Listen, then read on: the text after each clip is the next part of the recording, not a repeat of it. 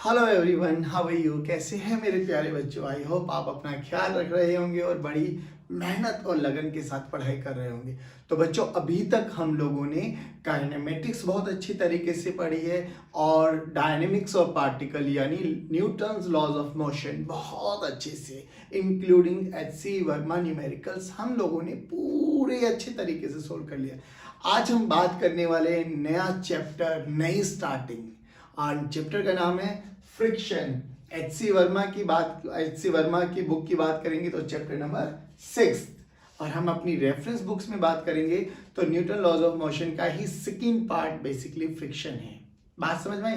यानी ये chapter continuation है न्यूटन लॉज ऑफ मोशन के साथ। अच्छा, बात करेंगे हम फ्रिक्शन फोर्स के बारे में। तो फ्रिक्शन भी एक फोर्स ही है, और फोर्स होता है तो हमें मैग्नीट्यूड पता होनी चाहिए सर, हमें डायरेक्शन पता होनी चाहिए, है ना, पता होनी चाहिए ये सब चीजें। चलिए, अब हम बात करेंगे कि ये फ्रिक्शन अब क्यों रोल में आया। क्या पहले नहीं था? क्या पहले भी था बच्चों ये फ्रिक्शन? बट याद करो, हम हर क्वेश्चन में बोलते थे कि सरफेस को हम स्मूथ मान के चलेंगे, फ्रिक्शन लेस मान के चलेंगे, है ना। अब ये सीक्वेंस स्टेप बाय स्टेप है। पहले हम लोगों ने फोर्सेस के बारे में देख लिया, एक्सेलरेशन के बारे में देख लिया, सब चीजों के बारे में एनालाइज कर लिया। अब फ्रिक्शन को पढ़ते हुए भी हम लोगों को वही एक्सेलरेशन कैलकुलेट करनी है ना। स्टार्ट करें, चलिए। तो फ्रिक्शन बेसिकली क्या है? सबसे पहला बेसिक पॉइंट, फ्रिक्शन एक कांटेक्ट फोर्स है। कैसा फोर्स है? Contact force. याद रखना, हम लोगों ने एक कांटेक्ट फोर्स और पढ़ा है ना। जल्दी बात करो। देखिए, ये सरफेस, ये एक ब्लॉक, इस ब्लॉक का और सरफेस का कांटेक्ट है, तो फ्रिक्शन किधर लगेगा बच्चों? सॉरी, नॉर्मल कांटेक्ट फोर्स किधर लगता था सर? इन दोनों के कांटेक्ट के परपेंडिकुलर, यानी ये परपेंडिकुलर, ये ब्लॉक ए, ये सरफेस एस, इस नॉर्मल लाइन के अलोंग नॉर्मल लगता था, है ना। इस कॉमन नॉर्मल लाइन के अलोंग नॉर्मल कांटेक्ट फोर्स लगता था, जिसको हम लोग ने एनसीएफ बोला था, नॉर्मल कांटेक्ट फोर्स। एक ऊपर लगेगा, एक नीचे लगेगा। ये लगेगा एन किस पे? ए पे। कौन लगाएगा? सरफेस। नीचे कौन लगाएगा? सरफेस पे। कौन लगाएगा? ए। क्या ये दोनों एक्शन पेयर है? यस, क्योंकि दो डिफरेंट बॉडीज पे लग रहे हैं, दोनों का मैग्नीट्यूड सेम है, डायरेक्शन अलग है और नेचर सेम है। यानी हम बोल सकते हैं NAS is equal to NSA। पढ़ा था ना बच्चों ये हम लोगों ने। ये नॉर्मल कांटेक्ट फोर्स। तो फ्रिक्शन भी कैसा है? कांटेक्ट फोर्स है। अच्छा, कांटेक्ट कहां पर? कांटेक्ट तो सर ये है, इस कांटेक्ट के कॉमन नॉर्मल लाइन पे तो लगाया था हम लोगों ने नॉर्मल कांटेक्ट। तो फ्रिक्शन कहां लगेगा सर? तो आपको याद क्या रखना बच्चे, जहां भी दो सरफेसेस का कांटेक्ट होगा ना, कांटेक्ट होगा, उनके कांटेक्ट के टेंजेंशियल डायरेक्शन में, टेंजेंशियल डायरेक्शन यानी ये देखिए, ये दोनों सरफेस का कांटेक्ट है, ये सरफेस और ये ब्लॉक, ये सरफेस है दोनों का ना। तो इसके टेंजेंट डायरेक्शन में या तो इधर लगेगा फ्रिक्शन, स्मॉल एफ से रिप्रेजेंट कर रहे हैं बच्चों, या इधर लगने वाला है friction.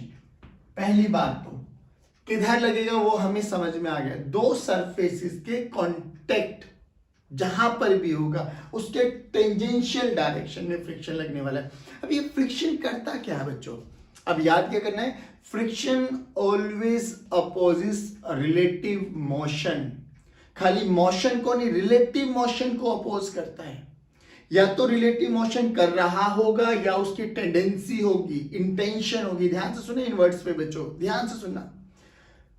Friction always opposes relative motion या टेंडेंसी और intention of relative motion. Sir ये नहीं समझ में आया हमें, अभी समझाता हूं, टेंशन नहीं लेना बिल्कुल भी। चलिए बात करते हैं कि देखिए बच्चों क्या होता है। मैं अब बेसिक डायग्राम बनाता हूं कि मैंने बोला ये एक सरफेस है हमारे पास, जो कि फ्रिक्शन इन्वॉल्व हो गया तो कैसा सरफेस होने वाला है बच्चे? रफ।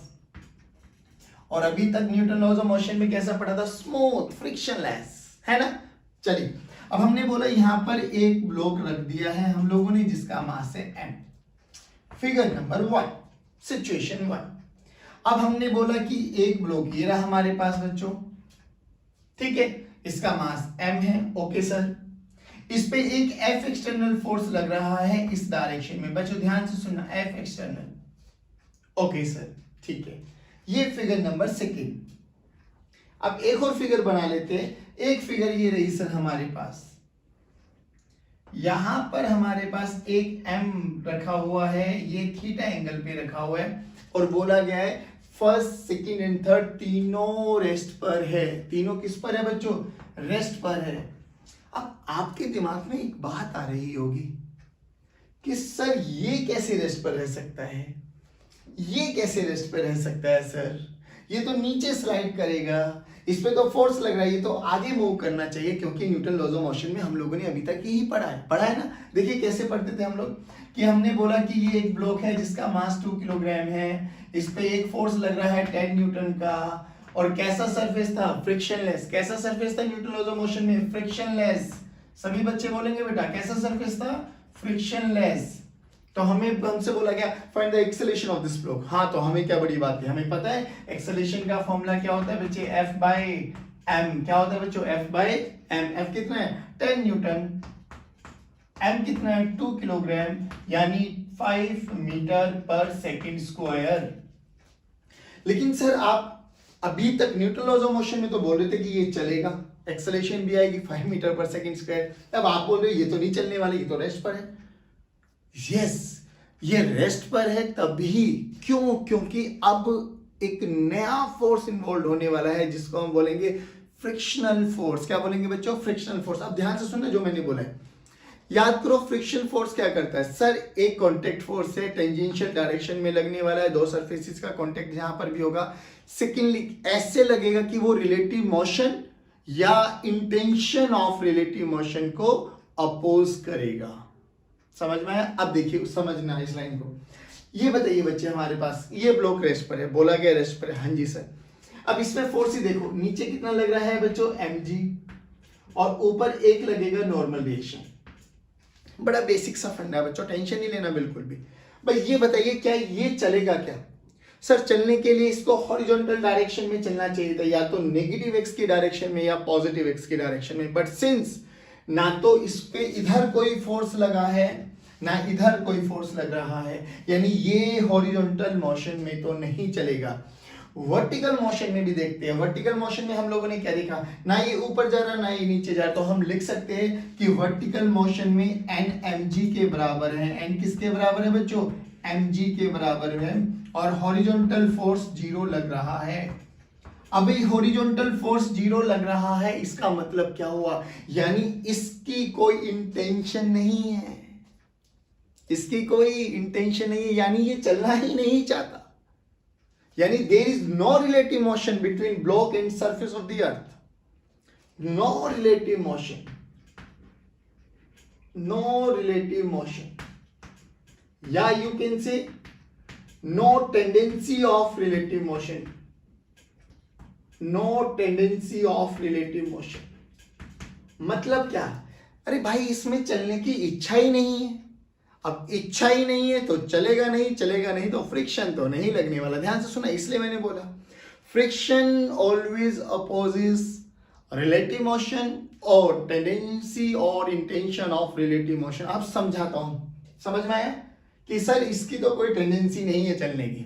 ये देखिए सेकंड पिक्चर, ये नहीं चल रहा एक अलग बात है, पर क्या इसकी इंटेंशन है, टेंडेंसी है चलने की? Yes sir. किस डायरेक्शन में? राइट डायरेक्शन में। क्यों? क्योंकि सर इस पे एक एफ एक्सटर्नल फोर्स लग रहा है।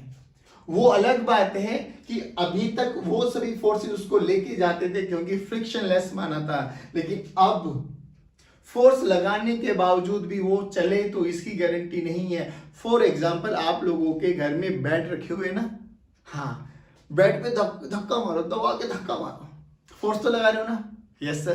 क्या बेड चलता है क्या? नहीं सर। क्यों नहीं चलता उसका कॉन्सेप्ट समझाता हूं। बट जब जो कि आपने फोर्स लगाया, क्या बेड में इंटेंशन आ गई चलने की? Yes sir. टेंडेंसी है उसकी चलने की, हाँ, बट वो मेरा फोर्स कैपेबल नहीं है उसको चलाने के लिए, वो एक अलग बात है। बट जैसे ही मैंने फोर्स लगाया, क्या उसमें टेंडेंसी आ गई चलने के लिए? Yes sir.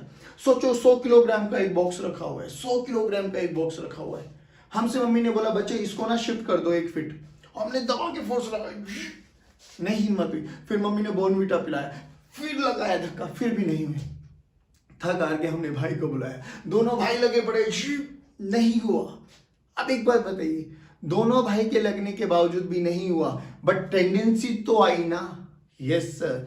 तो इसकी टेंडेंसी हुई चलने की, हाँ, तो रिलेटिव मोशन टेंडेंसी है, वो नहीं चल रहा है, that is a different aspect, उसकी हमें सोचना भी नहीं है, बट टेंडेंसी है चलने की।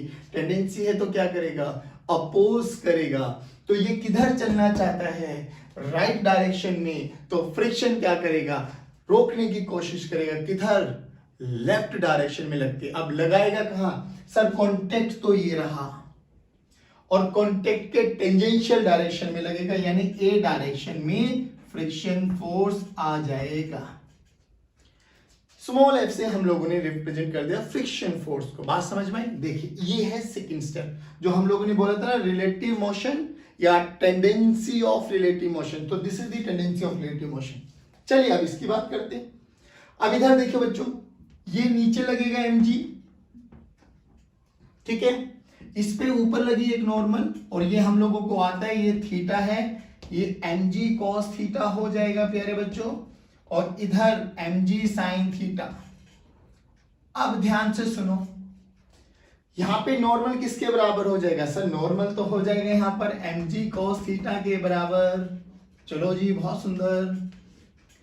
अब इस ब्लॉक पर एक फोर्स लग रहा है, किधर, इस डायरेक्शन में।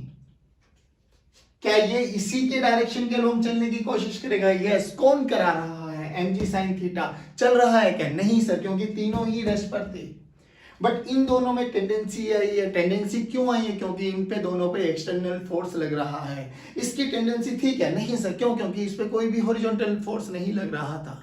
तो इन दोनों में जैसे ही टेंडेंसी आई, यानी ये नीचे आना चाहता है, तो इसको रोक के कौन रखा होगा, फ्रिक्शन फोर्स। कौन रखा होगा, फ्रिक्शन। अब फ्रिक्शन किधर लगेगा, ये इन दोनों का कांटेक्ट बचे, और इन कांटेक्ट के ये टेंजेंशियल डायरेक्शन पे लगा फ्रिक्शन फोर्स। जल्दी बताइए, दोबारा सुनिए, सबसे इंपॉर्टेंट है फ्रिक्शन को समझ में आना। फ्रिक्शन थोड़ा कंफ्यूजिंग क्रिएट करा सकता है, बट अगर आप सीक्वेंस वाइज देखते चलोगे, बड़ी मेहनत से सुनते चले जाओगे लेक्चर को, तो ये श्योरिटी मैं देता हूं, आपको कहीं पर भी कोई इश्यूज नहीं आने वाला। चलिए दोबारा सुनिए। फ्रिक्शन बेसिकली एक कांटेक्ट फोर्स होता है, कांटेक्ट दो सरफेसेस का, जहां पर भी कांटेक्ट होगा, फ्रिक्शन उनके टेंजेंशियली डायरेक्शन में लगने वाला है, पहली बात। फिर इस मोशन को अपोज करता है वो रिलेटिव मोशन, यानी एक के रेस्पेक्ट में दूसरा चल रहा है, या तो चल रहा है या चलने की टेंडेंसी है। अब टेंडेंसी का मतलब हमें नहीं समझ में आया था, तो हम लोगों ने इन तीन फिगर से टेंडेंसी का मतलब समझाने की कोशिश करी है कि इनिशियली ये वाला ब्लॉक, ये वाला ब्लॉक, ये वाला ब्लॉक, तीनों रेस्ट पर थे, हमने बोला, लेकिन इस पे कोई हॉरिजॉन्टल डायरेक्शन में चलेगा, लेकिन हॉरिजॉन्टल डायरेक्शन में कोई फोर्स नहीं लग रहा था, तो देयर इज नो टेंडेंसी। इसके में टेंडेंसी है ही नहीं चलने की, तो यहां पर फ्रिक्शन फोर्स कितना होगा बच्चों, 0। बस इसकी टेंडेंसी है, क्योंकि हम लोगों ने इस पे एक्सटर्नल फोर्स लगाया, उसके बावजूद भी नहीं चल रहा, इसका मतलब इसको रोक के कौन रखा हुआ होगा, फ्रिक्शन। किधर लगेगा, एक्सटर्नल फोर्स इधर लेके जाने की टेंडेंसी इधर है, तो फ्रिक्शन फोर्स उसके ऑपोजिट लगेगा, बट किधर लगेगा, जहां उनका कांटेक्ट होगा उसके टेंजेंशियल डायरेक्शन में। फिर तीसरा पार्ट ये देखा हम लोग ने, इंक्लाइन प्लेन पे रखा है at an angle of theta, लेकिन अभी भी ब्लॉक रेस्ट पर है, तो ब्लॉक की इंटेंशन किधर है, टेंडेंसी किधर है, नीचे आने की, बट आ रहा है क्या, नहीं आ रहा। कितने फोर्स से आने की कोशिश कर रहा था, mg sin थीटा, बट आ तो नहीं रहा ना, तो इसको रोकेगा कौन, फ्रिक्शनल फोर्स। किधर लगेगा, कांटेक्ट, कांटेक्ट ये रहा, और इस पे टेंजेंशियल डायरेक्शन में। जल्दी बताइए, पहले बताइए टेंडेंसी का मतलब समझ में आएगा, टेंडेंसी ऑफ रिलेटिव मोशन का मतलब समझ में आएगा, जल्दी बताइए।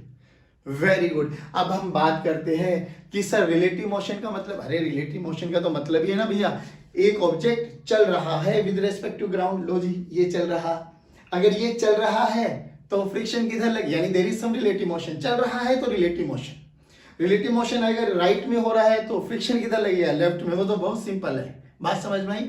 तो हमें ये दोनों वर्ड्स को पकड़ के चलना है। आप जल्दी बताइए, फ्रिक्शन कैसा फोर्स है, सभी लिखेंगे, सभी कैसा फोर्स है, कॉन्टेक्ट फोर्स। किधर लगेगा सर, सरफेस के कांटेक्ट जहां पर भी होगा ना, उसके टेंजेंशियल डायरेक्शन में लगने वाला है। फ्रिक्शन करता क्या है सर, अपोज करता है किसको सर, रिलेटिव मोशन। या तो रिलेटिव मोशन हो रहा हो एक के रेस्पेक्ट में दूसरे का, या टेंडेंसी हो रिलेटिव मोशन करने की। जल्दी बताइए, समझ में आया क्या। अब हम बात करते हैं कि जो ये फ्रिक्शन होता है ना, ये आता क्यों है। What is the reason behind this friction force. अब हम फ्रिक्शन के कॉज के बारे में पढ़ेंगे। चलो स्टार्ट करते हैं। चलिए बच्चों, अब बात करेंगे हम कॉज ऑफ फ्रिक्शन। फ्रिक्शन आता क्यों है? बेसिकली अगर हम बहुत माइक्रोस्कोपिक लेवल पे बात करें बच्चे, कौन से लेवल पे? माइक्रोस्कोपिक। देखो, अगर हम माइक्रोस्कोपिक लेवल पे, यानी अगर हम with the help of microscope को देखो, कहाँ देखे, किसको देखे? सर, वो कॉन्टेक्ट सरफेस जहां पर दो ऑब्जेक्ट का कॉन्टेक्ट होता है। जैसे यहां पर मैं बात करूं, ये एक मेरे पास सरफेस है ग्राउंड, और इसके ऊपर मैंने रख दिया एक ब्लॉक। अगर इस पे इधर फोर्स लग रहा है बच्चों एफ एक्सटर्नल, क्या लग रहा है बच्चों? F external. तो टेंडेंसी किधर है? राइट में जाने की। फ्रिक्शन किधर लगेगा? लेफ्ट में। लो सर, ये लगा फ्रिक्शन लेफ्ट में। लो जी। अब अगर हम इस वाले सरफेस को, ए वाले कॉन्टेक्ट सरफेस को थोड़ा जूम इन करके देखें माइक्रोस्कोप की लेवल पे, तो होता क्या बच्चों? जो ये सरफेस आपको एकदम स्मूथ, एकदम प्लेन दिखाई दे रहे ना, रियलिटी में ऐसा नहीं होता। These surfaces are uneven surfaces, या you can say irregular surfaces. Irregularities होती है। अगर आप कभी भी दीवार पे हाथ लगा के देखो, दीवार पे हाथ लगाओगे ना आप लोग, तो आप लोग क्या देखोगे? आपको दीवार भी उबड़ खाबड़ दिखाई देती है। हालांकि हम उस पे वॉल पुट्टी वगैरह करके, पेंट करके स्मूथ करने की कोशिश करते, बट स्टिल वो रेगुलर नहीं होती, वो इवन नहीं होता। अब होता क्या है, जब ये अनइवन सरफेसेस दो, ध्यान से सुनना बच्चे, एक ब्लॉक का सरफेस और एक मेरी टेबल या ग्राउंड, जिस पे भी हम मान के चलेंगे, तो रियलिटी में ये कुछ सरफेसेस ऐसे होते हैं अनइवन। माइक्रोस्कोपिक लेवल पे बात करें बच्चों, ये कुछ ऐसा सरफेस होता है अनइवन। अब ये अनइवन पे होता क्या है? तो देखिए, जैसे ही एक दूसरे के ऊपर रखा जाएगा तो होता क्या है रियलिटी में, ध्यान से देखना बच्चों, होता क्या है? तो ये कुछ ऐसे, ये इंटरलॉकिंग होना स्टार्ट हो जाती है। इंटरलॉकिंग और अच्छे से ढंग से बताएं तो देखो, ये अगर ऐसे अगर हम बात करें, ये कुछ अनइवन सरफेसेस है, ऐसे मान लेते हैं, और फील आ जाएगी आपको। ये सरफेस ब्लॉक का सरफेस है बच्चों हमारे पास, और ये हमारे पास टेबल का सरफेस है। ये ब्लॉक है हमारे पास, और ये हमारे पास टेबल है। अब ध्यान से देखना, तो जो ये इंटरलॉकिंग होती है ना, ये this is known as your interlocking. अब इंटरलॉकिंग क्या कर ली? इसमें एक बॉन्ड बन गया सर। बॉन्ड बन गया तो क्या होगा सर? जब तक ये बॉन्ड है, जब तक तो नहीं मूव करने वाला। तो हमें मूव कराने के लिए क्या करना पड़ेगा? हमें मूव कराने के लिए सर इन्हीं बॉन्ड्स को तोड़ना पड़ता है, इन्हीं इंटरलॉकिंग को तोड़ना पड़ता है। इंटरलॉकिंग को थोड़ा और अच्छे ढंग से देखे तो ये देखिए, एक ऊपर उठा हुआ है, नीचे, ऊपर नीचे। अगर मैं दूसरे हाथ को ऐसे डाल दूं तो ये इंटरलॉकिंग हो गया, यानी अगर मुझे इसको चलाना पड़ेगा तो इस इंटरलॉकिंग को ब्रेक करना पड़ेगा ना। यही इंटरलॉकिंग आपका फ्रिक्शनल फोर्स कहलाया जाता है। क्या कहलाया जाता है बच्चों? Frictional force. अब ध्यान से सुनो, अब ये इंटरलॉकिंग को हम बेसिकली इनको बोल देते हैं हम कोल्ड वेल्डिंग। कोल्ड वेल्डिंग के नाम से भी जाना जाता है ये, या इसको कभी कभार लोकल वेल्डिंग। लोकल वेल्डिंग का ये मतलब नहीं है सस्ते वाली वेल्डिंग है ये, नहीं। लोकल मतलब इनकी अपनी वेल्डिंग, ठीक है। अब क्या करना पड़ेगा? तो यही फ्रिक्शन फोर्स को रोल में लेके आते हैं। थोड़ा और अच्छे लेवल पे अगर हम समझने की बात करें तो हमें पता है ये भी एटम से मिलके बना हुआ है, ये भी एटम से मिलके बना हुआ है। और डिटेल में बात करूं तो देखिए, एक एटम में अगर हम बात करें, एक एटम में सर न्यूक्लियस भी होता है और इलेक्ट्रॉन्स भी होते हैं। Nucleus consist of proton and neutron, और इसके चारों तरफ कौन घूमेगा? इलेक्ट्रॉन। चलिए, ये हमारे पास टेबल का एटम बनाया हम लोगों ने, ठीक है ना। इसके ऊपर अगर मैं बनाऊं तो ये मेरे पास बच्चे बॉक्स का एटम बन जाएगा। एक एटम के बारे में एटॉमिक लेवल पे बात कर रहे हैं अगर हम, तो इस पे भी पॉजिटिव चार्जेस, इस पे भी इलेक्ट्रॉन्स। अब होता क्या है बच्चों, ध्यान से सुनना, इसके इलेक्ट्रॉन्स को ये वाला पॉजिटिव चार्ज अट्रैक्ट करेगा, और इसके इलेक्ट्रॉन्स को ये वाला पॉजिटिव चार्ज अट्रैक्ट करेगा। यानी यहां पर हमें पता है पॉजिटिव और नेगेटिव में क्या होती है? अट्रैक्शन। यानी यहां पर एक इलेक्ट्रोस्टैटिक अट्रैक्शन फोर्स भी लगने वाला है। कैसा? Electrostatic attraction. तो बेसिकली फ्रिक्शन को हम इलेक्ट्रोमैग्नेटिक फोर्स भी बोलते हैं। कैसा फोर्स बोलते हैं बच्चा? Electromagnetic force. बात समझ में? तो जो ये अट्रैक्शन हो जाती है ना, अब हमें इस अट्रैक्शन को तोड़ना है। तो अट्रैक्शन, या यू कैन से इंटरलॉकिंग, या you can say cold welding, या you can say local welding, इसको तोड़ने के लिए हमें क्या करना पड़ेगा? हमें सर फोर्स लगाना पड़ेगा। अच्छा एक बात और बताइए, ध्यान से सुनना। ये हमारे पास टेबल था, ये हमारे पास बॉक्स था, ये वेल्डिंग हमने देखी, अभी 3 ही वेल्डिंग है मान लेती है। सोचो अगर किसी केस में, ध्यान से सुनना बच्चों, अगर किसी केस में,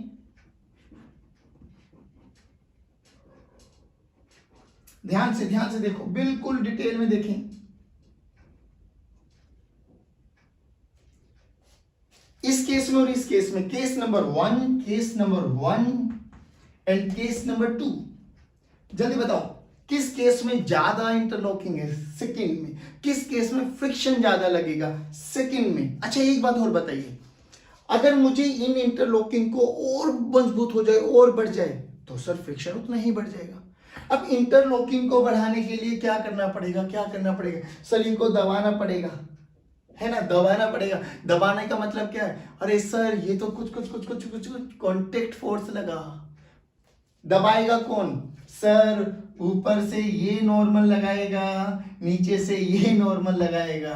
अरे हाँ या ना बोलो, अरे हाँ या ना? Yes sir. देखो अगर मुझे इन इंटरलॉकिंग को बढ़ाना है तो नीचे से भी एक फोर्स लगाओ, ऊपर से भी एक फोर्स लगाओ, यानी ये नॉर्मल कांटेक्ट फोर्स ही एक दूसरे को दबाने की कोशिश करते हैं। तो जितना ये दब जाएंगे इंटरलॉकिंग उतना बढ़ जाएगा। इंटरलॉकिंग उतना बढ़ गया तो फ्रिक्शनल फोर्स उतना बढ़ जाएगा, और फ्रिक्शनल फोर्स जितना ज्यादा हो गया हमें एक्सटर्नल फोर्स उतना ही ज्यादा लगाना पड़ेगा उन इंटरलॉकिंग को ब्रेक करने के लिए। यानी अगर हम बात करें तो हम यहां से बहुत बेसिक चीज भी सीख पाए हैं कि सर जो ये फ्रिक्शनल फोर्स का जो मैग्नीट्यूड है ना, वो डायरेक्टली प्रोपोर्शनल होता है नॉर्मल रिएक्शन। क्यों नॉर्मल रिएक्शन है? देखो ना, अभी तो बताया कि जितने ज्यादा ये इंटरलॉकिंग होंगे ना उतना ज्यादा फ्रिक्शन फोर्स लगेगा। अब इन इंटरलॉकिंग के लिए कौन सा फोर्स रिस्पॉन्सिबल रहेगा? Contact force, normal contact force. जितना ज्यादा वो लगेगा ना बच्चों, जितना ज्यादा वो लगेगा, जितना ज्यादा वो दबाएगा, उतनी ज्यादा इंटरलॉकिंग बढ़ जाएगी। जितनी ज्यादा इंटरलॉकिंग बढ़ेगी उतने ज्यादा फ्रिक्शन हो गया। तो हमने क्या बोला कि जो फ्रिक्शनल फोर्स होगा is directly proportional to normal reaction. जैसे जैसे नॉर्मल रिएक्शन बढ़ता चला जाएगा वैसे वैसे फ्रिक्शनल फोर्स बढ़ता चला जाएगा। रीजन समझ में आ गया? फ्रिक्शनल फोर्स बढ़ने से नॉर्मल का क्या लेना देना? क्योंकि नॉर्मल बढ़ेगा तो ही इंटरलॉकिंग बढ़ेगी, इंटरलॉकिंग बढ़ेगी तो फ्रिक्शन फोर्स बढ़ेगा, फ्रिक्शन फोर्स बढ़ेगा तो हमें उतना ही ज्यादा एक्सटर्नल फोर्स लगाना पड़ेगा किसी भी ऑब्जेक्ट में रिलेटिव मोशन लेके आने के लिए। पक्का। चलिए अब हम बात करते हैं और अच्छे से। तो हमें क्या समझ में आया? हमें डायरेक्शन पता लग गई किधर लगता है, हमें उसका कॉज समझ में आ गया। हमें अब बात कर रहे हैं मैग्नीट्यूड, और मैग्नीट्यूड के लिए हमने क्या देखा फॉर्मूला बच्चों कि जो फ्रिक्शनल फोर्स है वो डायरेक्टली प्रोपोर्शनल होता है नॉर्मल रिएक्शन। कैसा होता है? डायरेक्टली प्रोपोर्शनल होता है नॉर्मल रिएक्शन के। अब हम बात करेंगे कितने टाइप्स के फ्रिक्शन फोर्स होते हैं। चलिए अब बात करते हैं हम टाइप ऑफ फ्रिक्शन। तो चलिए बच्चों अब हम बात करेंगे टाइप ऑफ फ्रिक्शन। अब बेसिकली जो ये फ्रिक्शन होता है ना, ये 2 टाइप का होता है। वन इज स्टैटिक फ्रिक्शन, नाम से भी समझ में आ जाएगा आपके पास। वन इज स्टैटिक फ्रिक्शन, है ना, रिप्रेजेंटेड बाय Fs। रात के बज रहे हैं 3:30 और हमारा फ्रिक्शन चल रहा है। चलिए स्टैटिक फ्रिक्शन, और एक होता है kinetic friction. Kinetic friction represented by Fk। Basic static का मतलब समझ में आ गया भाई। जब फ्रिक्शन 2 ही काम करता है, या तो रिलेटिव मोशन को अपोज करेगा या टेंडेंसी ऑफ रिलेटिव मोशन को करेगा। यानी टेंडेंसी का मतलब वो रेस्ट पर ही है ना? हाँ, तो स्टैटिक बोले तो रेस्ट, यानी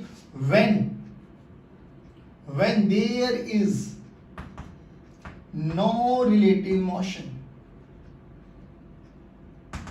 there is no relative motion but tendency होनी चाहिए। यानी object is at rest, object is at rest.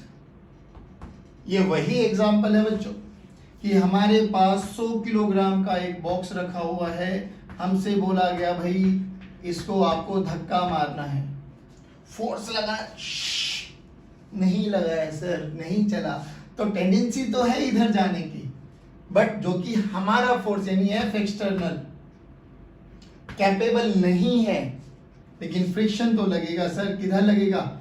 इधर सर, इधर, opposite to tendency of motion. Kinetic का मतलब when actually there is some relative motion, यानी वो चल रहा है, चलने दो भाई। तो जब रिलेटिव मोशन हो रहा है यानी ये सम एक्सेलरेशन से मूव कर रहा है, तो फ्रिक्शन फोर्स किधर लगेगा? फ्रिक्शन हमेशा अपोज करेगा रिलेटिव मोशन को, तो वो लगेगा ए डायरेक्शन में। चल रहा है, अपोज करेगा तो काइनेटिक, चलने की टेंडेंसी है, अपोज करेगा स्टैटिक, एफ एस। इसको हम लिख देंगे एफ एस सी और ये हो जाएगा हमारे एफ की। अब बात करते हैं मैग्नीट्यूड के बारे में। तो मैग्नीट्यूड बड़ा सिंपल बच्चे, friction force is directly proportional to normal reaction. यानी अगर मैं काइनेटिक की बात करूंगा तो ध्यान से देखना, एफ के कितना बन जाएगा बेटा? डायरेक्टली प्रोपोर्शनल को हटा के कांस्टेंट से रिप्रेजेंट करते हैं, तो mu K into N. Now what is this mu K? Mu K is nothing but coefficient of kinetic friction, kinetic friction. चलिए इधर आइए, जब हमारी टेंडेंसी है मूव करने की, तो यहां पर F S is directly proportional to again normal reaction, और एफ एस जो होगा वो क्या हो जाएगा बच्चों? Mu S into N. Now what is mu S? Mu S is nothing but coefficient of static friction, coefficient of static friction. अच्छा, ये म्यू एस और म्यू के डिपेंड किस पे करता है सर? सर ये डिपेंड करता है ये कैसे नेचर का मटेरियल है, सरफेस कितना स्मूथ है, कितना रफ है, ये सब उन पैरामीटर्स पे डिपेंड करते हैं। ठीक है, अच्छा अब हम बात करते हैं।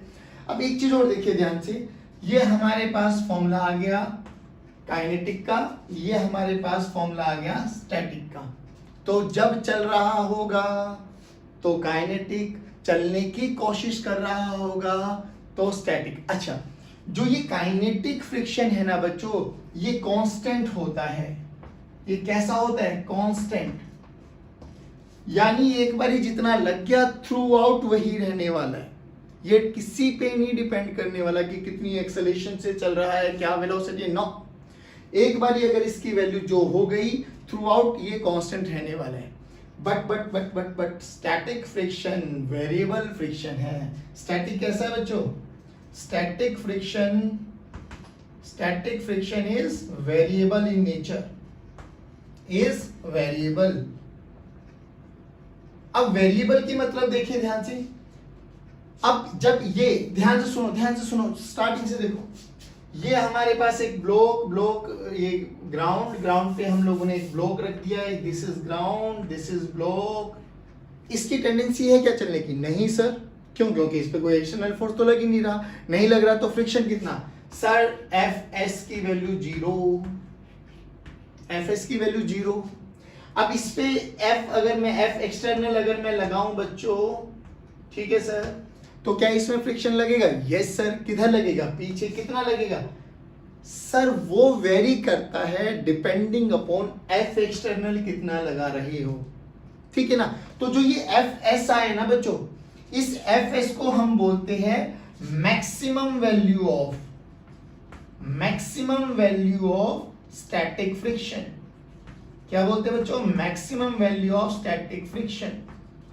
यानी अगर मैं बात करूं तो स्टैटिक फ्रिक्शन वेरिएबल होता है कहां से कहां? 0 से लेके एफ मैक्स तक, और इसी एफ मैक्स को हम बोलते हैं लिमिटिंग फ्रिक्शन। क्या बोलते हैं बच्चों? Limiting friction.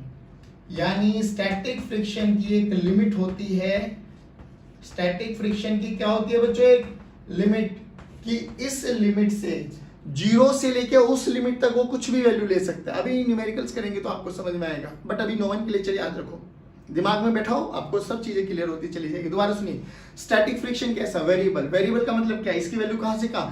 0 से लेके एफ मैक्स, यानी एफ स्टैटिक यानी mu S into N, mu S into N, इस जीरो से लेके इस वाली वैल्यू के बीच में ये कोई भी वैल्यू ले सकता है। वो डिपेंड किस पे करेगा कि हमने अप्लाइड फोर्स यानी एक्सटर्नल फोर्स कितना लगाया। बात समझ में आ रही है। लेकिन ऑन दी अदर हैंड जो काइनेटिक फ्रिक्शन है ये कैसा है, कांस्टेंट, इसकी वैल्यू में कोई चेंज नहीं आता, लेकिन स्टैटिक में चेंज आता है। और वैल्यू कहां से कहां रहेगी बच्चों, जीरो से लेके मैक्सिमम। और मैक्सिमम स्टैटिक फ्रिक्शन की वैल्यू को क्या बोलते हैं हम, लिमिटिंग फ्रिक्शन। यानी स्टैटिक फ्रिक्शन की एक लिमिट होती है, वो जीरो से लेकर उस लिमिट के बीच में किसी भी वैल्यू को ले सकता है, लेकिन अगर वो लिमिट एक्सीड कर गई फिर तो ऑब्जेक्ट चलने लगेगा। ऑब्जेक्ट चलने लगेगा तो कौन रोल में आ जाएगा, काइनेटिक, काइनेटिक। और स्टैटिक कब लगेगा, जब ऑब्जेक्ट रेस्ट पर है या उसकी टेंडेंसी है रिलेटिव मोशन करने की। बात समझ में आ रही है, पक्का पक्का। चलो अब हम आगे स्टार्ट करते हैं। चलिए बच्चों अब बात करते हैं हम numerical problems based on kinetic friction. Kinetic easy है, आसान है, रीजन बीइंग काइनेटिक कांस्टेंट है। कब लगेगा, जब एक्चुअली में there is some relative motion. किधर लगेगा, जो भी सरफेस ऑफ कांटेक्ट होगा उसके टेंजेंशियल डायरेक्शन में, such that it always opposite the relative motion. Formula क्या आया था बच्चों, म्यू के into N, N is what, normal reaction. Normal reaction हर केस में एमजी हो ये जरूरी नहीं है, जैसे जैसे प्रॉब्लम चेंज होती चली जाएगी, सिनेरियो चेंज होता चला जाएगा, नॉर्मल रिएक्शन चेंज होता चला जाएगा। और ये नॉर्मल रिएक्शन ही है जो केवल और केवल फ्रिक्शन को कम या ज्यादा करता है। ध्यान से सुनना, चलिए ध्यान से सुनना। चलो अब हमसे बोला गया कि ये एक आपके पास रफ सरफेस है बच्चों, रफ सरफेस है। ये म्यू के की वैल्यू हमें दे दी है 0.2। अच्छा म्यू के की कोई यूनिट नहीं होती, रीजन बीइंग म्यू के का फॉर्मूला देखिए क्या होगा, म्यू के this is equal to frictional force divided by normal force. यानी ये रेशियो है फोर्स बाय फोर्स। तो फोर्स की यूनिट भी न्यूटन होती है बच्चों, और इसकी भी unit newton, newton newton will cancel out, तो ये एक unit less dimensionless physical quantity है। तो म्यू के की नो यूनिट, नो यूनिट पहली बात। तो चलिए अब हमसे बोला गया, अच्छा हम कौन सा पढ़ रहे हैं बेटे, काइनेटिक फ्रिक्शन। और काइनेटिक फ्रिक्शन ही लगेगा कब, जब पार्टिकल या ऑब्जेक्ट का रिलेटिव मोशन हो रहा होगा। यानी ये तो पक्की गारंटी है कि ऑब्जेक्ट तो मूव कर रहा है। बस ये याद रखना, जितने भी क्वेश्चंस हम काइनेटिक फ्रिक्शन के करेंगे उनमें सब में मोशन हो रहा होगा, क्योंकि मोशन हो रहा होगा तभी काइनेटिक फ्रिक्शन रोल में आएगा। चलिए सर, तो हमसे बोला गया बताओ कि एक तो सबसे पहले काइनेटिक फ्रिक्शन की वैल्यू निकालते हैं और फिर ये कितनी एक्सेलरेशन से आगे चल रहा है। सोचो अगर फ्रिक्शन ना होता और न्यूटन लॉज ऑफ मोशन पढ़ रहे होते तो एक्सेलरेशन तो हम डायरेक्ट लिख देते, है ना। डायरेक्ट कितनी हो जाती, according to NLM, according to NLM. और एनएलएम में क्या है बच्चों, फ्रिक्शन जीरो होता था, वहां पे एफ के तो हम जीरो मानेंगे क्योंकि फ्रिक्शन लेस मान के चल रही थी। वहां पे तो आंसर डायरेक्ट क्या आ जाता, 10/4, 10/4 यानी 2.5 मीटर पर सेकेंड स्क्वायर। अभी तक तो ये पढ़ते आए हम लोग, है ना। बट अब ऐसा नहीं है, क्योंकि अब कौन आ गया, फ्रिक्शनल फोर्स। देखो कितनी सुंदर एप्लीकेशंस करते हैं। अब एक बात बताओ, इसकी टेंडेंसी किधर है, इधर जा रहा है। फ्रिक्शन किधर लगेगा, अपोज करेगा सर। किधर लगेगा, पीछे। कहां सर, यहां जहां कांटेक्ट है इधर लगेगा एफ के। कितना लगेगा सर, ये वाला फॉर्मूला रहा। तो एफ के का फॉर्मूला कितना आ गया बच्चे, म्यू के की वैल्यू 0.2 इंटू एन। इस केस में अगर हम बात करें, नॉर्मल रिएक्शन ऊपर लग रहा है वो mg के बराबर है। यानी मैं बात कर सकता हूं n किसके बराबर है बच्चों, m इंटू जी की वैल्यू 10 ले लो, m की वैल्यू 4 है, यानी n कितना है बच्चों, 4 इंटू 10 यानी 40 न्यूटन। ठीक है ना। चलो तो एफ के की वैल्यू देखिए, एफ के की वैल्यू कितनी आ गई बच्चों हमारे पास, 0.2 इंटू 40, 0.2 इंटू 40 यानी 8 न्यूटन। अब हमें पहला क्वेश्चन तो आ गया, 8 न्यूटन हमें फ्रिक्शनल फोर्स आ गया। किधर, opposite to the direction of motion. Motion किधर है, राइट में, लेफ्ट में। पक्का, परफेक्ट। चलिए वही यार एफबीडी वाला सिस्टम है। अब दोबारा कर, इस 4 किलोग्राम का एफबीडी बनाइए हॉरिजॉन्टल मोशन में, ऊपर एन नीचे एमजी, तो उसकी तो जरूरत नहीं है, पर चलो बना लेते हैं। एफबीडी ऑफ 4 किलोग्राम, ऊपर एन नीचे एमजी, इधर लग रहा है 10, इधर लग रहा है 8। पार्टिकल चलेगा इधर, क्योंकि ये वाला फोर्स ग्रेटर है इससे कितना 10 माइनस 8, वही ड्राइविंग फोर्स रिटार्डिंग फोर्स, तो ये 10 ड्राइविंग बना, ये 8 रिटार्डिंग बना, तो एक्सेलेरेशन कितनी आ गई बच्चे, एक्सेलेरेशन आ गई sir 10 minus 8 divided by 4 kilogram, यानी 2/4 यानी 1/2 मीटर पर सेकंड स्क्वायर। बताइए मुश्किल लगा क्या? बस अभी क्या करना, बहुत बेसिक से न्यूमेरिकल कर रहे हैं कि हमारा जो भी रिलेटिव मोशन है ना वो हो रहा है तभी काइनेटिक आएगा, और काइनेटिक के ये पॉइंट्स आपके दिमाग में बैठ जाने चाहिए। बहुत बेसिक सा न्यूमेरिकल किया, एनएलएम होता तो अभी तक ऐसे कर रहे थे, बट फ्रिक्शन आ गया तो अब एक्सेलरेशन चेंज हो गया फटाक से, क्योंकि फ्रिक्शनल फोर्स आ गया। बताइए आया समझ में? चलो एक दो क्वेश्चन और कर लेते हैं, फिर हम बात करेंगे स्टैटिक फ्रिक्शन, जो कि सबसे इंपॉर्टेंट है, वहीं पर थोड़ा सा कॉम्प्लिकेशन आता है। चले चलो बात करते हैं हम क्वेश्चन नंबर सेकंड। बिल्कुल सेम कहानी है मेरे दोस्त, बस हमने क्या किया, पहले केस में हम लोग ने हॉरिजॉन्टल डायरेक्शन में फोर्स लगाया था, अब हॉरिजॉन्टल से 45 डिग्री पर, हॉरिजॉन्टल से 45 डिग्री पर कितना 10√2। ध्यान से सुनो मेरे बच्चों, ऐसा ही क्वेश्चन हम लोगों ने पढ़ा है एनएलएम में भी, इसके भी 2 कंपोनेंट करते थे, एफबीडी बनाते थे, बस अब नई काम क्या गया सर, फ्रिक्शन ही तो आया, फ्रिक्शन लगाना है, यस सर, वैल्यू निकालनी है, यस सर। तो फिर दिक्कत क्या है मेरे दोस्त, एफबीडी हमें आता है, कंपोनेंट हमें आते हैं, तो क्वेश्चन में कुछ भी नहीं है, बोला गया नॉर्मल रिएक्शन निकालिए, फ्रिक्शन फोर्स निकालिए और एक्सेलरेशन निकालिए। चलो चलो चलो चलो करते हैं।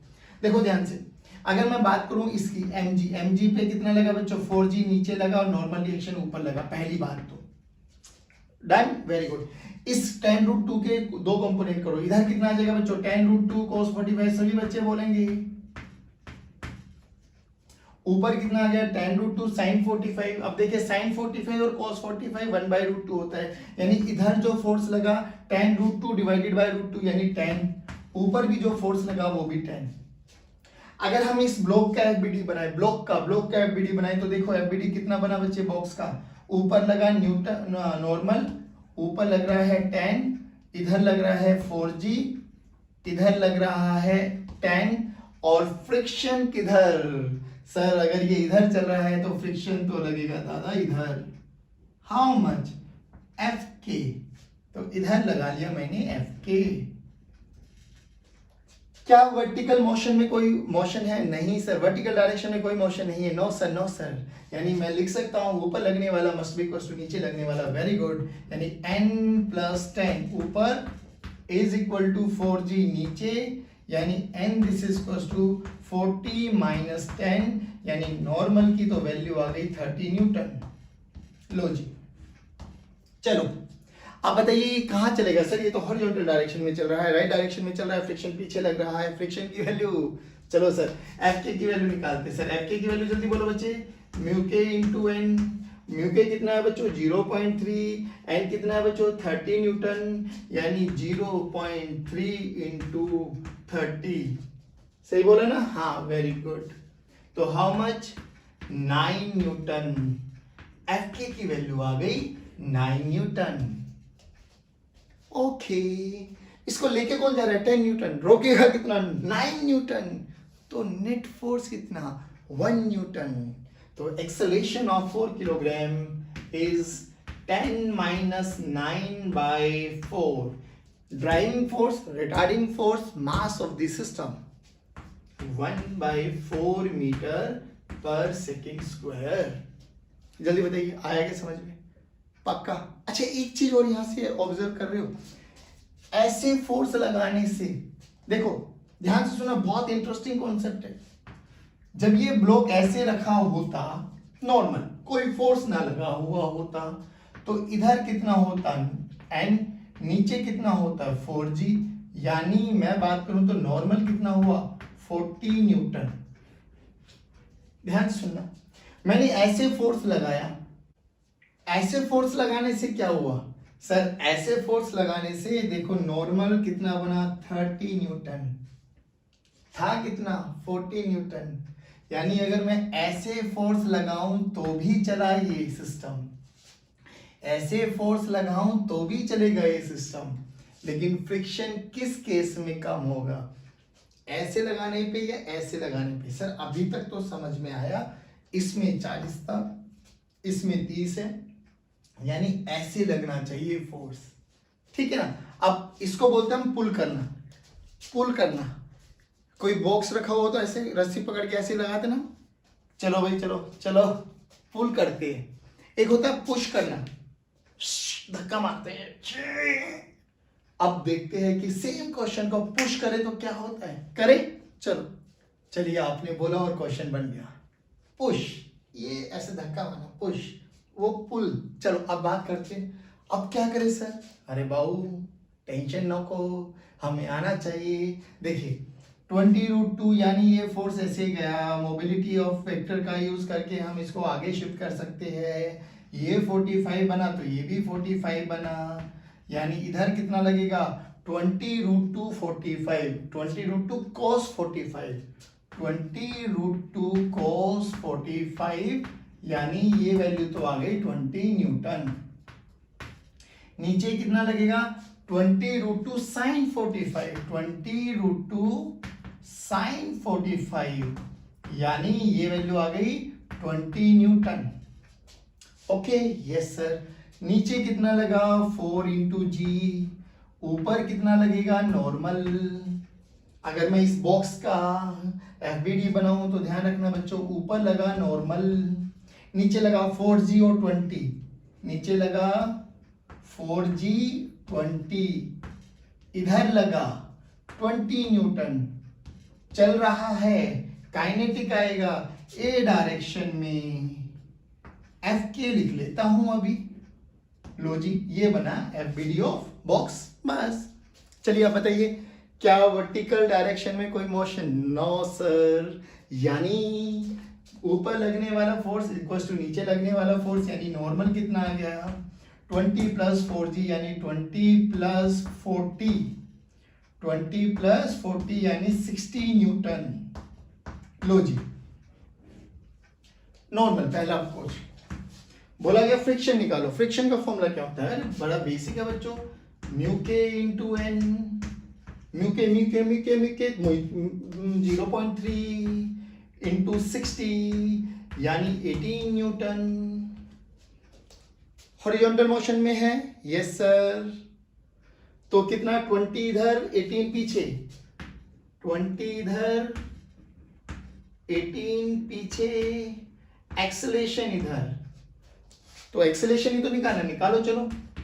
20 ड्राइविंग माइनस रिटार्डिंग बाय 4 यानी 2/4 यानी 1/2 मीटर पर सेकेंड स्क्वायर। तीनों केसेस कर दिए, हॉरिजॉन्टल, पुलिंग एंड पुशिंग। तीनों में क्या अच्छा लगा आपको कि अगर रेस्ट पर है और हॉरिजॉन्टल में लगा रहे थे तो एन की वैल्यू आई थी 40 न्यूटन। ध्यान से सुनना बच्चों, पहले केस में।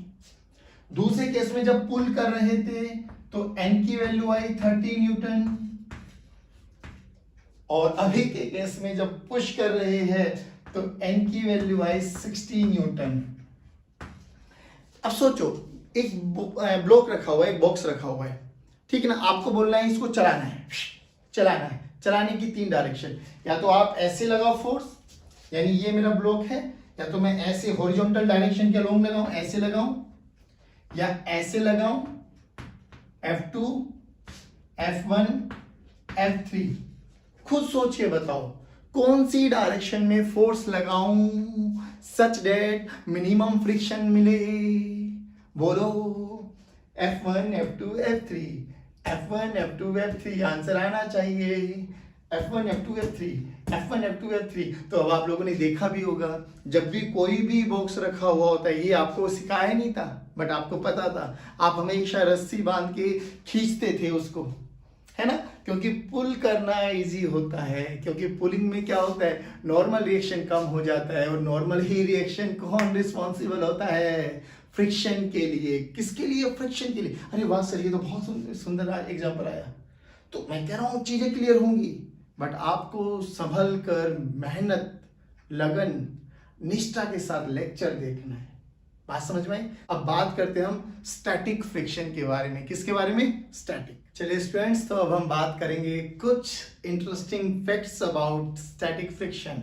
स्टैटिक फ्रिक्शन जैसे कि नाम ही सजेस्ट करता है, इंट्रोडक्टरी पार्ट में भी हम लोगों ने बोला था कि सर ये when there is tendency of relative motion, यानी ऑब्जेक्ट रेस्ट पे था, ठीक है ना, वही लाइन। वेरिएबल फोर्स था, कहाँ से कहाँ लगती थी, 0 से लेके एफ मैक्सिमम यानी लिमिटिंग फ्रिक्शन, उसके बीच में कोई भी वैल्यू ले लेता था। अभी बात करेंगे सबके बारे में। फोर्स का फॉर्मूला क्या होता था, F S this is equals to mu S into N, N क्या होता था, नॉर्मल रिएक्शन, ठीक है ना। चलिए सब चीजें हम लोगों के पास आ गई। अब देखिए बड़ा सिंपल सा क्वेश्चन बनाया गया है कि एक बॉक्स है जिसका मास 4 किलोग्राम, एफ एक्सटर्नल फोर्स लग रहा है 6 न्यूटन, म्यू एस गिवन है 0.2, बोला गया फाइंड फ्रिक्शन एंड एक्सेलरेशन। अब उससे पहले एक बेसिक सा कॉन्सेप्ट बताइए कि अगर बॉडी रेस्ट पर है इसका मतलब क्या है। सर बॉडी रेस्ट पर है इसका मतलब है उस पर लगने वाला नेट फोर्स 0। नेट फोर्स का मतलब ऊपर लगने वाला मस्ट बी इक्वल टू नीचे लगने वाला, राइट में लगने वाला must be equal to left में लगने वाला। तब हम बोलेंगे कि बॉडी इक्विलिब्रियम में है, रेस्ट पर है, यानी एक्सेलरेशन 0 है। ध्यान से सुनना इस बात को, बस यही कॉन्सेप्ट है, अगर समझ में आ गया तो। चलिए अब देखिए, अगर हम बात करें, चलो तो इसका देखो mg लगेगा नीचे, नॉर्मल लगा ऊपर, एफ एक्सटर्नल इधर लगा, स्टैटिक किधर लगेगा, पीछे। पहले तो हमें ये देखना है ना कि ये बॉडी चलेगी भी या नहीं चलेगी। चलने की कंडीशन बताओ। चलने की कंडीशन क्या है सर, जो फ्रिक्शन की मैक्सिमम वैल्यू है जिसको हम लोगों ने नाम दिया लिमिटिंग फ्रिक्शन, फ्रिक्शन की मैक्सिमम वैल्यू से ज्यादा इफ बॉडी कब मूव करेगी, बॉडी एक ही कंडीशन में मूव करेगी बच्चों। बॉडी बताओ कब मूव करेगी बच्चे, body will accelerate only if F external is greater then F limiting और एफ मैक्स। बच्चों ये ध्यान से सुनना, यही तो कंडीशन बनी। सर अगर फ्रिक्शन ही ज्यादा हुआ एक्सटर्नल से तो बॉडी थोड़ी ना चलेगी, फ्रिक्शन चलाएगा नहीं, फ्रिक्शन रोकेगा, ध्यान रखना। चलिए अब बात करते हैं, चलो पहले फ्रिक्शन फोर्स निकाल लेते हैं। तो फ्रिक्शन फोर्स का formula sir F S this is equals to mu S into N, N ऊपर है mg नीचे, यानी वर्टिकल डायरेक्शन में फोर्सेस को इक्वेट कर दीजिए, यानी n must be equals to mg, और n की वैल्यू यहां से कितना आ गया बच्चा, 4g यानी 40 न्यूटन। चलो यानी fs की वैल्यू कितनी आ गई बच्चे, 0.2 इंटू 40 यानी 8 न्यूटन। लो पहला पार्ट तो आ गया।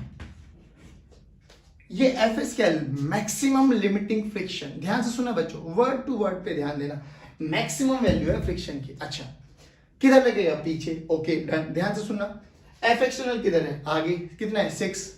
तो कंडीशन देखो, क्या 6 इज ग्रेटर देन 8, नहीं, तो बॉडी मूव नहीं करेगी, यानी एक्सेलरेशन 0, ठीक है, एक्सेलरेशन 0। अब बोला गया कितना फ्रिक्शन लगे, अब फ्रिक्शन का आंसर 8 मत लिख के आ जाना। अगर 8 लिखा तो गलत हो जाएगा। क्यों हो जाएगा, सोचो, 6 इधर लग रहा है, 8 पीछे लग रहा है, तो बॉडी को रियलिटी में पीछे जाना चाहिए था। अरे 6 इधर लग रहा है, 8 इधर लग रहा है, अगर आपका आंसर 8 है तो इसके अकॉर्डिंग क्या है, 6 इधर 8 इधर, यानी तुम इधर धक्का मार रहे हो है, फ्रिक्शन पीछे लेके जा रहा है। अरे ये तो बहुत इजी बन गया, जिस भी ऑब्जेक्ट को चलाना है और हमसे ना चले, जिधर लेके जाना उसके अपोजिट में एक्सटर्नल फोर्स लगा दो, एक्सटर्नल फोर्स कम लगा दो, फ्रिक्शन अपने आप लेके जाएगा। देखा है कैसे, अरे नहीं रे कभी भी नहीं होता, हाँ नहीं होता, यानी एक्सेलरेशन 0, यानी ऑब्जेक्ट रेस्ट पर है। ऑब्जेक्ट रेस्ट पे अभी अभी बताया, तो ऊपर लगने वाला मस्ट बी इक्वल टू नीचे लगने वाला, राइट में लगने वाला must be equal to left में लगने वाला।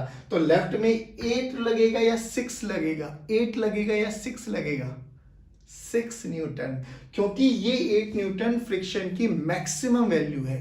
यानी फ्रिक्शन 0 से लेके 8 के बीच में कोई भी वैल्यू ले सकता है, वो डिपेंड किस पे करेगा, एफ एक्सटर्नल पे। हम एफ एक्सटर्नल कितना लगा रहे हैं, तो हमने देखा क्वेश्चन में कि बॉडी चल तो नहीं रही, चल नहीं रही, तो इधर लगेगा 6 न्यूटन, और इधर अगर हम 8 लगा देते हैं तो हमारी तो कैलकुलेशन गड़बड़ होगी, यानी ब्लॉक पीछे जाएगा। ऐसा तो नहीं होता, फ्रिक्शन तो रोकेगा। तो रोकेगा तो फ्रिक्शन अपने आप को कितना कर लेगा, 8 नहीं 6। तो इस केस में फ्रिक्शन की वैल्यू कितनी आ गई बच्चे, 6 न्यूटन। इसलिए इसका नाम बोला जाता है self adjusting in nature. Static friction अपने आप को एडजस्ट कर लेता है। बहुत सुंदर, बहुत अच्छा एक न्यूमेरिकल सिखाता हूं, उसके बेस पे हम एक टेबल बनाएंगे, बहुत सुंदर सी टेबल, और उसके बेस पे हम एनालाइज करेंगे चीजों को। पहले बताओ, ये बेसिक सा क्वेश्चन समझ में आया?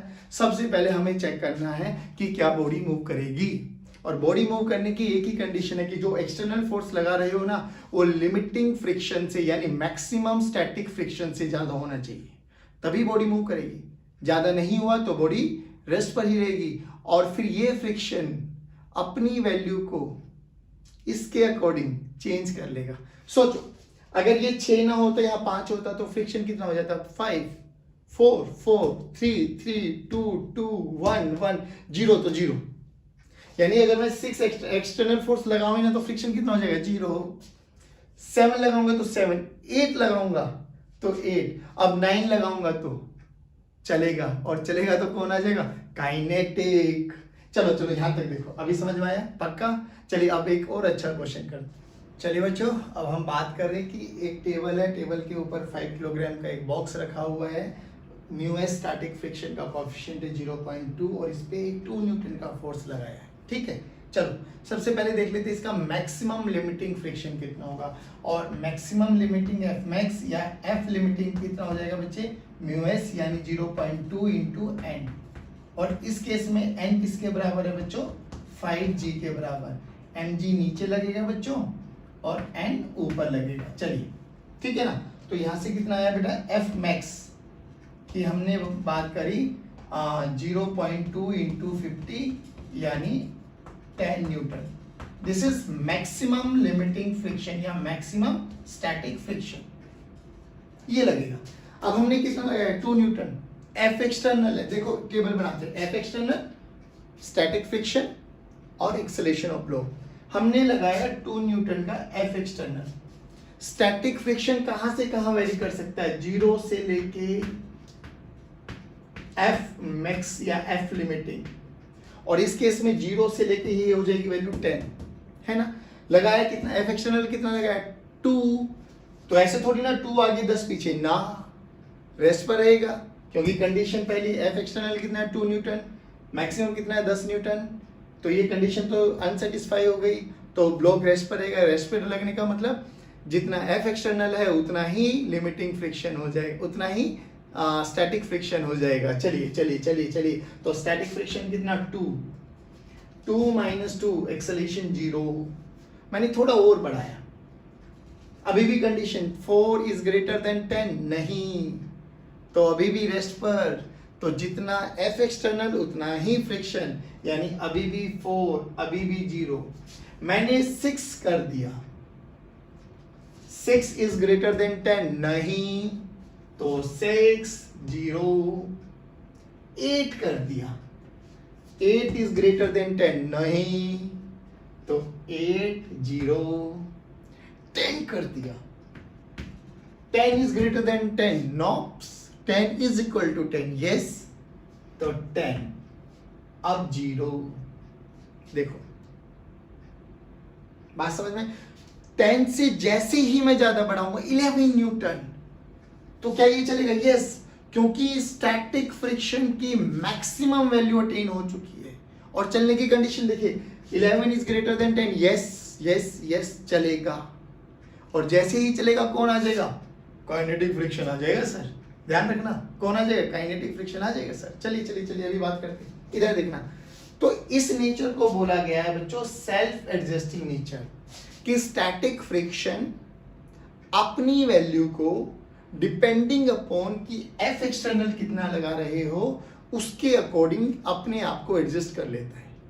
देखिए 2 2 4 4 6 6 8 8 10 10, अब 10 से ज्यादा बढ़ाया, 10 से ज्यादा बढ़ाया तो 10 से ज्यादा बढ़ाया तो काइनेटिक फ्रिक्शन रोल में आ जाएगा, क्योंकि बॉडी चलने लगेगी, और चलने लगेगी तो रिलेटिव मोशन हो जाएगा, और रिलेटिव मोशन हो जाए तो काइनेटिक फ्रिक्शन आएगा ही आएगा, टेंशन ना लेना। पहले बताओ ये टेबल समझ में आई, यहां से बस एक चीज समझाना था कि जो स्टैटिक फ्रिक्शन है ना वो सेल्फ एडजस्टिंग नेचर है, अपने आप की वैल्यू को एक्सटर्नल के बेस पे चेंज कर लेता है। और कंडीशन ये है, जब तक ये कंडीशन सेटिस्फाई नहीं होगी, यानी जब तक एफ एक्सटर्नल ग्रेटर नहीं होगा तो बॉडी रेस्ट पर रहेगी, बॉडी रेस्ट पर रहेगी तो क्या होगा सर, ये जितना एफ एक्सटर्नल उतना ही एफ एस यानी स्टैटिक फ्रिक्शन।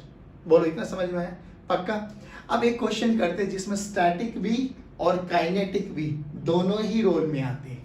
चलिए करें स्टार्ट। चलो करते हैं स्टूडेंट्स, अब हम बात करेंगे बहुत ही सुंदर क्वेश्चन, दोनों ही फ्रिक्शन इन्वॉल्व हो जाएंगे। अब ध्यान से सुना, बोला गया एक बॉक्स है जिसका मास 4 किलोग्राम है, एक रफ सरफेस पे रखा गया है, 20 न्यूटन का एफ एक्सटर्नल है, दिस इज एफ एक्सटर्नल, बच्चों ध्यान रखना। और यहाँ पर स्टैटिक फ्रिक्शन का भी कोएफिशिएंट है और काइनेटिक फ्रिक्शन का भी, दोनों ही आपको दे दी गई है। अच्छा, ये ज्यादा ये कम है, अभी इसकी भी वैल्यू समझ में आएगी, इसका भी रीजन समझ में आएगा। अब सबसे पहले हमें चेक करना है कि क्या बॉडी रेस्ट पर है या चलेगी। ये कंडीशन, अगर एफ एक्सटर्नल ग्रेटर है एफ मैक्सिमम स्टैटिक, तो पहले स्टैटिक निकाल लेते हैं ना। नीचे लगेगा mg बच्चों, ऊपर लगेगा नॉर्मल बच्चों, तो यहाँ से नॉर्मल की वैल्यू आ गई m इंटू जी, ठीक है ना, यानी नॉर्मल आ गया बच्चों 40 न्यूटन, और fs कितना हो जाएगा बच्चों 0.6 इंटू 40 यानी 24 न्यूटन, 24 न्यूटन। सही कर रहा हूं मैं? पक्का। हाँ, तो Fs कितना आ गया बच्चों, स्टैटिक फ्रिक्शन Fs 24 न्यूटन।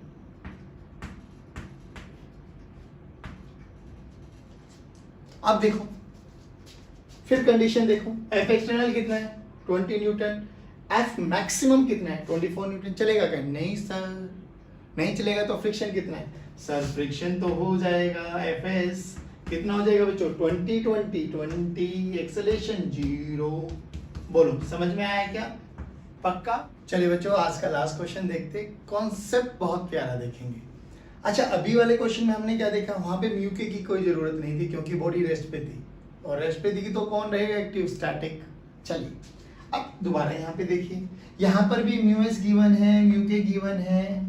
पहले हमें चेक करना है कि बॉडी रेस्ट पर है या मूव करेगी। चलो, तो 2g नीचे लगा बच्चों, n ऊपर लगा बच्चों, तो n की वैल्यू कितनी है बच्चों mg, तो n की वैल्यू आ गई बच्चों 20। चलिए, है ना, तो fs कितना, fs या f max कितना 0.6 इंटू 20, 0.6 इंटू 20 यानी f max कितना आ गया 12 न्यूटन। ओहो, अब कहानी चेंज हो गई बच्चों।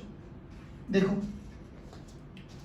कंडीशन देखो, f external 20 greater than f limiting 12। हाँ सर, कंडीशन सेटिस्फाई करती है, यानी बॉडी चलेगी, बॉडी चलेगी। अब ध्यान से सुनना बेटा, यानी ये तो चली भाई, चली तो इधर कौन 20 न्यूटन, चला तो कौन एक्टिव हो जाएगा सर, लिमिटिंग फ्रिक्शन। नहीं नहीं चल रहा है कौन, काइनेटिक फ्रिक्शन। किधर लगेगा, पीछे एफ के। अब ध्यान से देखना बच्चों, एफ के आ गए रोल में। अब एफ के की वैल्यू देखिए, एफ के की वैल्यू कितनी होती है सर, एफ के की वैल्यू तो होती है सर म्यू के इंटू एन, और ये कांस्टेंट रहेगी सर, ये चेंज नहीं होती। चलो तो म्यू के कितना, म्यू के कितना 0.4 इंटू एन कितना, एन कितना 20, यानी ये आ गए 8 न्यूटन एफ के। लो, एक्सेलरेशन निकालना है तो निकालो ना। एक्सेलरेशन के लिए देखिए 20 न्यूटन इधर और एफ के यानी 8 न्यूटन इधर। ड्राइविंग फोर्स, रिटार्डिंग फोर्स यानी 20 माइनस 8 डिवाइडेड बाय 2 यानी 12 बाय 2 यानी 6 मीटर पर सेकेंड स्क्वायर। देखिए दोबारा सुनिए, बड़ा ही बेसिक, बड़ा ही सुंदर, बड़ा ही ब्यूटीफुल कॉन्सेप्ट था, आपको समझ में भी आ रहा होगा, है ना। देखो क्या हुआ, पहले हमें चेक किया कि बॉडी रेस्ट पर है क्या। इससे पहले क्वेश्चन में बॉडी रेस्ट पर आ गई तो काइनेटिक की कोई जरूरत नहीं थी, लेकिन इस क्वेश्चन में हमारी ये वाली कंडीशन सेटिस्फाई होगी, यानी बॉडी एक्सेलरेट करेगी, एक्सेलरेट करेगी तो काइनेटिक रोल में आ जाएगा सर। है ना। काइनेटिक क्या रहेगा, कांस्टेंट रहेगा, और सेल्फ एडजस्टिंग नेचर यानी स्टैटिक क्या रहेगा, वेरिएबल सर, कुछ भी वैल्यू ले सकता है, ठीक है ना। ओके, एक चीज और बताओ, यहां पर अगर ध्यान से देखो एफ मैक्सिमम यानी स्टैटिक मैक्सिमम कितना था, 12 न्यूटन, काइनेटिक कितना है, 8 न्यूटन। ऐसा क्यों सर, जब रुक रहा था तो मैक्सिमम मतलब 12 न्यूटन तक का फोर्स था फ्रिक्शन, जब चल रहा तो 8 न्यूटन। अब माय क्वेश्चन इज, मेरा क्वेश्चन ये है बच्चों, आप ये बताइए एक बहुत भारी ऑब्जेक्ट रखा हुआ है, कंडीशन दो है, एक बार वो रखा हुआ है और एक बार वो चलता आ रहा है, बहुत भारी ऑब्जेक्ट। अच्छा, इस भारी ऑब्जेक्ट को जो रखा हुआ है उसको चलाओ, चलो बहुत दम लगाना पड़ेगा ना, पक्का। अब वही भारी ऑब्जेक्ट चलता हुआ आ रहा है, अब चलाओ, अब तो हल्का सा भी फोर्स लगाएंगे तो चलेगा सर, चलता है ना। तो मेरा क्वेश्चन ये था कि रुकी हुई चीज को चलाना मुश्किल है या चलती हुई चीज को मोशन में रखना मुश्किल है, रुकी हुई चीज को चलाना मुश्किल है या चलती हुई चीज को मोशन में रखना मुश्किल है, सर रुकी हुई चीज को। तो रुका हुआ कौन था यहाँ पर, सर जब तक रुका हुआ था तो स्टैटिक था, तो स्टैटिक ज्यादा रहेगा, स्टैटिक ज्यादा है, लेकिन वो चलने लगा तो चलते हुए इसको चलाना तो बहुत इजी है ना बच्चों। चलिए आज की क्लास को हम यही वाइंड अप करते हैं। आई होप आपको बहुत अच्छा लगा होगा ये कॉन्सेप्ट। मेरे प्यारे बच्चों, मैं फिर कह रहा हूँ, जितनी मेहनत हम कर रहे हैं अगर उसका 10% आपने भी कर दिया तो पक्का अनडाउटेडली आप अपने एम को, अपने गोल को अचीव कर पाएंगे। चलिए guys, thank you very much, have a good day, God bless you, keep motivating us, keep watching videos. जय हिंद, जय भारत। मुस्कुराते रहिए और पढ़ते रहिए।